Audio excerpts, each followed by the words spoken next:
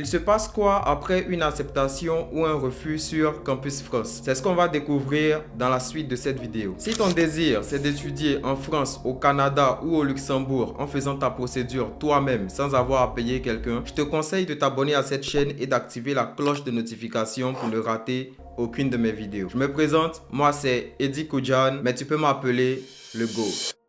Bien.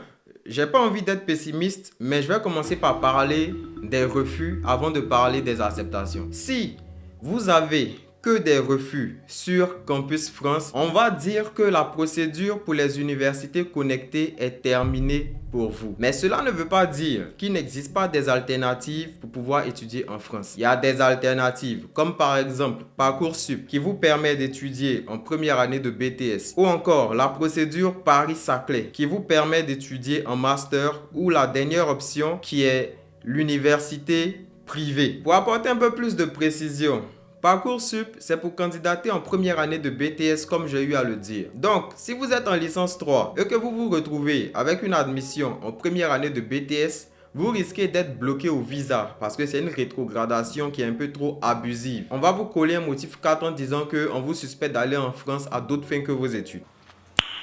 Nice. Donc, si vous voulez faire Parcoursup, ce que je vous conseille, c'est d'être maximum en licence 2.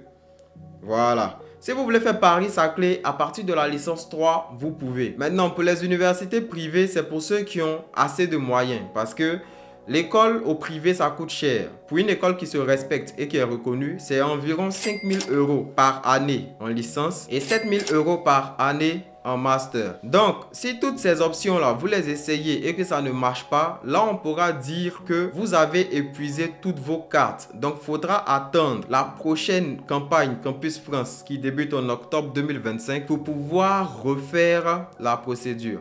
Mais en même temps, j'ai quelque chose que je veux partager avec vous.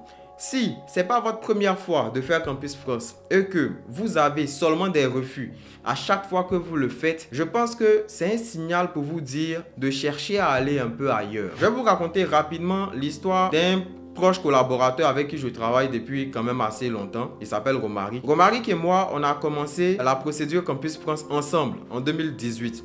On a eu des acceptations. On a créé un groupe qu'on appelait les acceptés de Caen. C'est-à-dire tous ceux qui étaient acceptés dans la même ville, on avait un groupe WhatsApp. Et dans le groupe, presque tout le monde a eu son visa, mais Romaric ne l'a pas eu. Nous, on est parti en France. L'année qui a suivi, je lui ai dit champion, réessaie encore. Il a réessayé, c'était toujours refus, poteau, alors qu'il avait des acceptations. Donc, en 2020, j'ai ouvert mon agence EK Consulting. Voilà, en même temps, pour ceux qui ne savent pas, j'ai une agence qui accompagne les étudiants. Mais ça, vraiment, mon but, c'est pas que vous veniez vers moi parce que je suis assez explicite dans mes vidéos. Mais si vous voulez vous faire accompagner, mon agence peut vous accompagner. Le numéro, c'est +1 4 3 8 8 3 6 3 0 5 9. Voilà, donc en 2020, j'ai créé mon agence et j'ai dit à Romaric, bon, à Abidjan, j'ai personne pour me représenter. Comme toi, on se connaît bien, tu vas me représenter à Abidjan. Et en même temps, tu vas traiter aussi des dossiers. Donc en 2020, moi et Romaric, on a commencé à traiter des dossiers, vous voyez. Et en 2020, lui aussi, il faisait sa procédure. Pendant qu'on faisait les dossiers des gens, les gens avaient le visa. Romaric n'a pas eu son visa. En 2021, on a encore refait les dossiers des gens. J'ai dit à Romaric, on refaisait ta procédure. On a réessayé sa procédure. Refus. Alors que quand on faisait pour les gens, ça marchait. En 2022, on a encore essayé sa procédure Campus France. Pendant qu'on faisait les dossiers des gens, pour les gens, ça marchait. Pour Romaric, refus. Est-ce que vous voyez un peu la frustration qu'il y a derrière? C'est-à-dire quoi? Lui, il contribuait à la réalisation du rêve de beaucoup de gens parce qu'il travaillait avec moi. Mais lui-même, son rêve là, c'était là comme ça, déposer rien. Ça ne marchait pas. Hein? Donc, c'était frustrant. Et moi, en 2022, je suis venu au Canada. Je lui ai dit, champion, écoute, si la France ne te veut pas, le Canada va te vouloir. Moi, je lance ton admission, je fais ton CAQ et tout et tout. Au début, il avait peur. Mais ouais, comment je vais faire pour vivre là-bas? J'ai pas les moyens de payer la scolarité et tout. Je lui ai dit, champion, on règle un problème à la fois. Parce que là, on fait pour les gens, ça marche. Si pour toi, ça ne marche pas, peut-être ça c'est pas destiné en fait. En mars ou février 2023, on a commencé la procédure de Romaric. Et en novembre 2023, je suis allé le chercher à l'aéroport de Montréal. C'est-à-dire quoi? La France, il a fait plusieurs fois, ça n'a pas marché. Le Canada, il a essayé une fois, son cœur n'était même pas dessus, c'est ça qui a marché. C'est pour vous dire que souvent, ne vous accrochez pas à des choses qui ne vous sont pas destinées. Les refus, là, ça doit vous enseigner un peu. Hein? Voilà, donc on ne se décourage pas dans la vie. Si ça n'a pas marché ici, après plusieurs tentatives, peut-être que ça peut marcher ailleurs.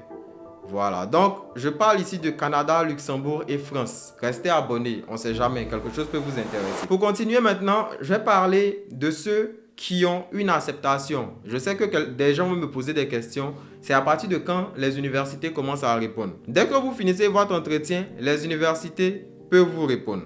Ok? Donc maintenant, pour parler de ceux qui ont des acceptations, de grâce. Si vous avez une admission sur Campus France, ce que vous faites au pays là, continuez de faire. Parce que l'erreur que certains commettent, c'est que quand ils ont une admission, les gars se voient déjà benguis. Donc, ils arrêtent de partir à l'école, ils arrêtent d'aller au travail. Mais le visa, on peut vous le refuser. Une admission, ça ne vous garantit pas le visa du tout. Donc, imaginez, parce que vous avez une admission et que vous vous voyez trop benguis, vous délaissez vos activités et que le visa ne marche pas. Si vous étiez élève ou étudiant, ça vous fera une année blanche pour l'année à venir. Donc, ça va compromettre grandement vos chances. Donc, s'il vous plaît, continuez de faire les activités que vous faites. Si vous avez des questions par rapport à votre cas, vous pouvez m'ajouter sur Snap. Mon Snap, c'est Eddie Kodjan, tout simplement. Je réponds à vos questions en vidéo. Si vous m'écrivez sur WhatsApp Business, sachez que c'est du business qu'on va parler. Rien d'autre. Hein? Si vous avez une admission, ce qui vous attend après, c'est le visa. Et au visa, on va vous demander de prouver deux choses. La première chose, on va vous demander de prouver que vous avez un endroit où dormir, c'est-à-dire un logement. Et ensuite, on va vous demander de prouver que vous avez assez de ressources financières. Quand on parle de logement, comment prouver que vous avez un logement? C'est simple. Vous allez soit louer un logement par des particuliers ou par des agences immobilières. Vous allez soit passer par le CROUS, c'est-à-dire les résidences universitaires. Mais ça, je vous déconseille de compter là-dessus. Parce qu'avec le CROUS, les résidences universitaires, on donne d'abord aux Français, avant vous.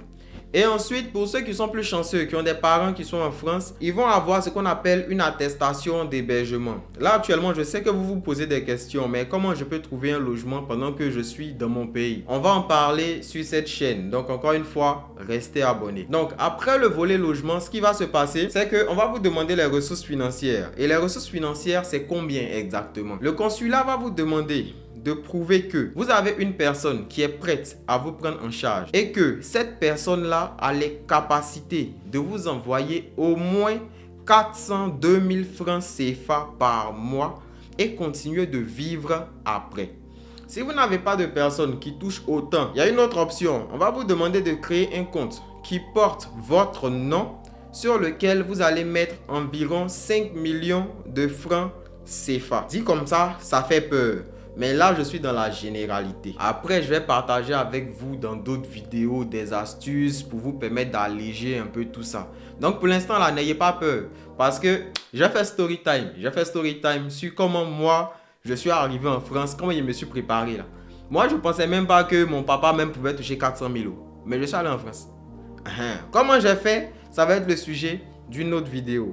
Donc, pour ceux qui veulent se faire accompagner, je le répète, j'ai mon agence EK Consulting. Le numéro, c'est +1 438 836 3059. Vous m'écrivez dessus, on va parler que business. Donc, ne dites pas que quand vous m'écrivez, là, je demande l'argent. Parce que c'est pour ça. Maintenant, si vous avez des questions d'ordre général, mon Snap, c'est Eddie Kodjan. Je pourrais vous répondre en vidéo. Voilà, ça va aider tous ceux qui me suivent sur Snap. Donc, d'ici là, restez abonnés à cette chaîne et on s'attrape pour de prochaines vidéos.